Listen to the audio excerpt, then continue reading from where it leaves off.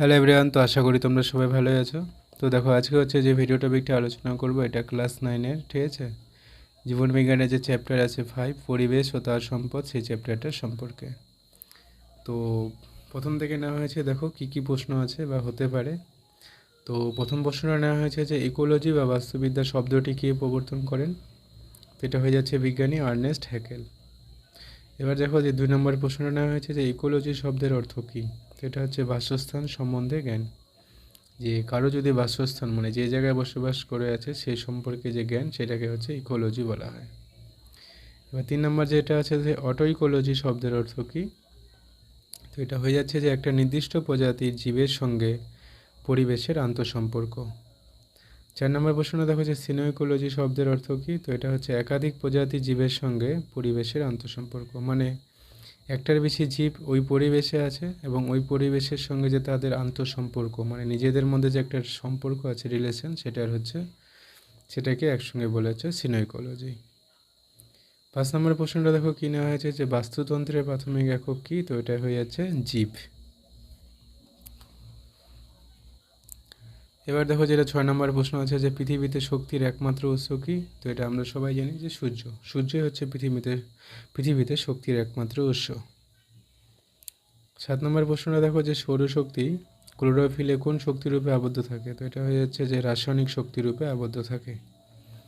8 নম্বর প্রশ্নটা দেখো যে কী নেওয়া হয়েছে সৌরশক্তি খাদ্যের মধ্যে কোন শক্তিরূপে জমা থাকে। সৌরশক্তিটা যা আছে খাদ্যের মধ্যে কোন শক্তিরূপে, এটা হচ্ছে রাসায়নিক শক্তিরূপে জমা থাকবে। 8 নম্বর প্রশ্নটা দেখো যে সৌরশক্তি খাদ্যের মধ্যে কোন শক্তিরূপে, এটা তো পড়লাম, স্থৈতিক শক্তিরূপে।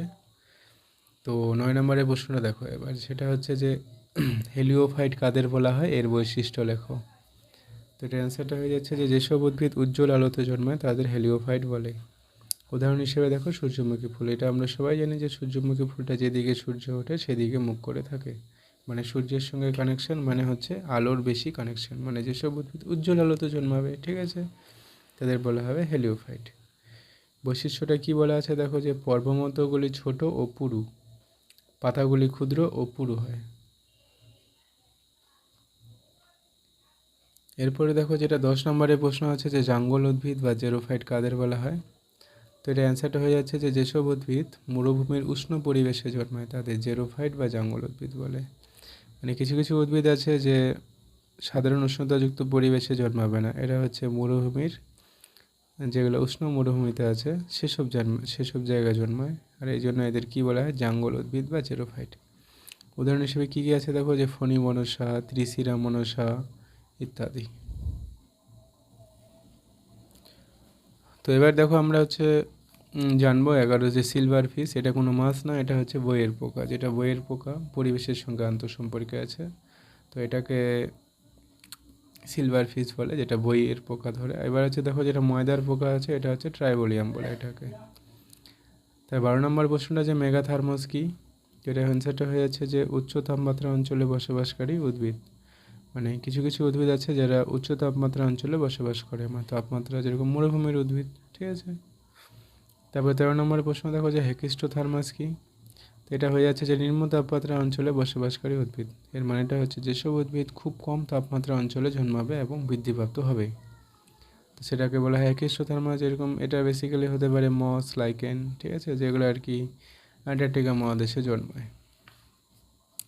তারপর ধর 14 নম্বর প্রশ্ন যে পপুলেশন স্তর কী। এর অ্যান্সারটা হয়ে যাচ্ছে যে একই স্থানে বসবাসকারী একই প্রজাতিভুক্ত জীবগোষ্ঠী যাদের মধ্যে জিনের আদান প্রদান ঘটে তাদের পপুলেশন বলে। মানে একই পরিবেশে থাকবে আবার নিজেদের মধ্যে হচ্ছে জিনের আদান প্রদান ঘটবে, তাদেরকে পপুলেশন বলে। উদাহরণ হিসেবে দেখো যে গির জঙ্গলে সিংহের পপুলেশন নেওয়া হয়েছে। এরপরে যেটা 15 নম্বর আছে যে পপুলেশন বৃদ্ধির নিয়ন্ত্রক শর্তাবলী কী কী, মানে আমরা পপুলেশনটা বৃদ্ধি করতে চাই, কমাতে না, ঠিক আছে, তাহলে কী কী জিনিসগুলোকে নজরে রাখতে হবে বা কোন কোন জিনিসগুলো আমাদের লক্ষ্যতে থাকবে, সেটা হচ্ছে দেখো প্রথমে জন্মহারে যে ফর্মুলা এটা আসে পরীক্ষায়। তো ক্যাপিটাল এন সমান সমান হচ্ছে small N D by T. তো এন প্রত্যেকটা মানে এন মানে হচ্ছে জন্মহার, এনডি হচ্ছে নবজাতকের মোট সংখ্যা, আর টি হচ্ছে সময়, আর মৃত্যুহার এম, এটাকে লেখা হচ্ছে মর্টালিটি, ঠিক আছে। তো তো এটা MD/T, এটা M হচ্ছে মৃত্যু হার, MD হচ্ছে মৃতের মোট সংখ্যা, T হচ্ছে সময়। তারপরে দেখো পরিযান। পরিযান হচ্ছে দু রকমের হতে পারে। মনে করো যে কোনো পরিবেশে আছে, ওখানকার লোকরা বাইরে কাজ করতে যাচ্ছে, তাহলে যেই পরিবেশে ওরা থাকছে সেখানকার লোক সংখ্যা কমে গেল, এবার যে জায়গায় কাজ করতে যাচ্ছে সেই জায়গায় লোক সংখ্যা বেড়ে গেল। তো এটাই আছে প্রবাসন আর অভিবাসন। প্রবাসন হচ্ছে পরের বাস, ঠিক আছে। অভিবাসন মনে করো যে কোনো জায়গায় আসবে, ধরে নাও এরকমই একটা হবে। মনে করো যে কোনো, আচ্ছা যাই হোক, এটা আর বলছি না, হয়ে গেছে, বুঝে গেছো আশা করি। 16 নম্বর প্রশ্নটা দেখো যে কমিউনিটি স্তর বা জীব সম্প্রদায় কী। তো এটার অ্যান্সারটা হয়ে যাচ্ছে যে একটি বসতি স্থানে বিভিন্ন প্রকারের পপুলেশন মিলিত হয়ে যে সংগঠন গড়ে তোলে তাকে কমিউনিটি স্তর বলে।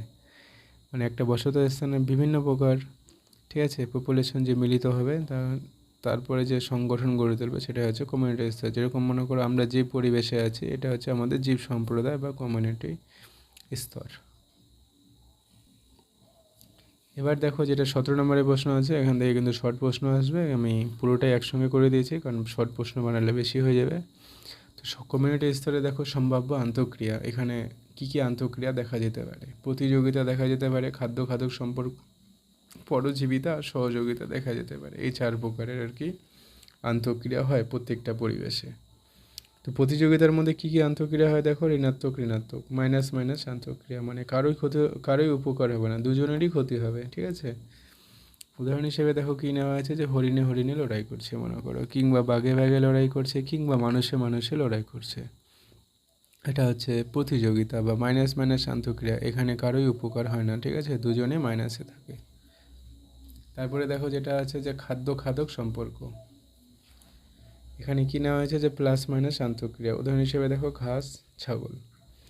তো যাই হোক, এর থেকেও ভালো উদাহরণ আছে, সেটা হচ্ছে মনে করো যে মানুষ যে জিনিসগুলোকে খায়, মনে করো মানুষ তো মাছ খায়, তাই না। তো মাছ আর মানুষ, মাছের এখানে সর্বনাশ হচ্ছে, মানে মাইনাসে আছে, আর মানুষের হচ্ছে প্লাস, মানে পজিটিভ, পুষ্টিগুণ পাচ্ছে। তারপরে দেখো আছে যে পরজীবিতা। পরজীবিতা হচ্ছে প্লাস মাইনাস, এটাও সেম।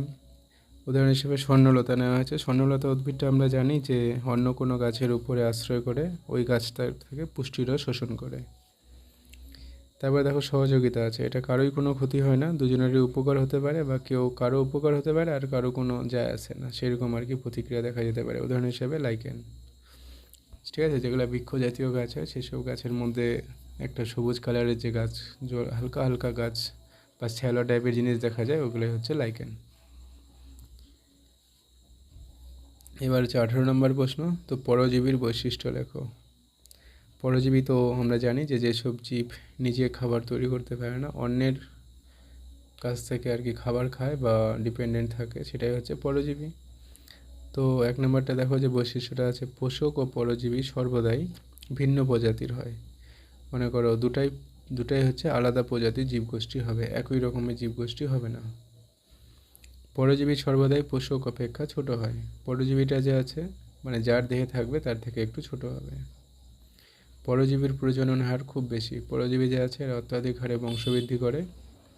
তারপর 4 নম্বরটা একটা ছোট্ট করে স্টার দেওয়া আছে, এটার কারণ হচ্ছে যে আসে কখনো কখনো, তো যেসব পরজীবী পোষক দেহে রোগ সৃষ্টি করে তাদের হচ্ছে প্যাথোজেন বলে।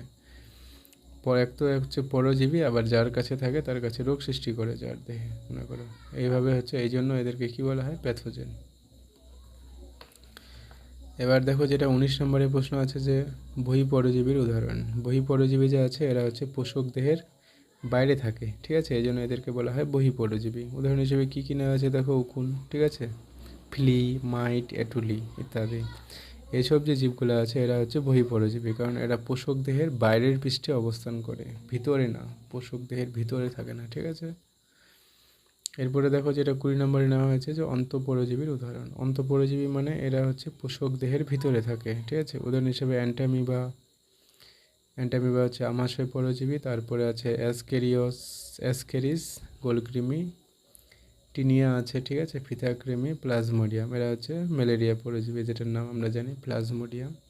তো এরা হচ্ছে পোষক দেহে থাকে এবং পোষক দেহের ভিতরে অবস্থান করে এবং সেখানে হচ্ছে রোগ সৃষ্টি করে। তো অন্তঃপরজীবীটা বেসিক্যালি বেশি খারাপ, ঠিক আছে, বহিঃপরজীবীর থেকেও, কারণ এরা হচ্ছে রোগ সৃষ্টি করে। প্রত্যেকটা যে এখানে আছে সবাই হচ্ছে রোগ জীবাণু এরা, ঠিক আছে। তো যাই হোক, আজকের এই ভিডিওতে এই পর্যন্তই, দেখা হচ্ছে নেক্সট ভিডিওতে।